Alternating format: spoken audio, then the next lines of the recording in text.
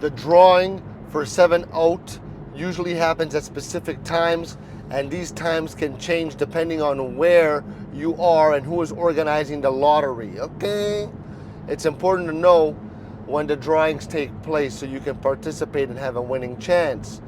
To find out the exact time of the 7 out, you can draw, the drawing, you can, number one, check the official lottery website. Okay? This is the best place to find accurate information about when drawings occur. They often have a scheduled post. Okay? So, number two, listen to local radio and watch TV. Okay?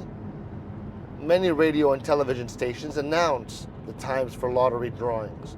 This is a great way to stay informed. Number three, use a mobile app. Some lotteries have apps that you can download. These apps often send notifications about upcoming drawings and results. Okay? Number four, ask around. Talk to family, friends who play the lottery. They might know the drawing times or how to find them. Okay?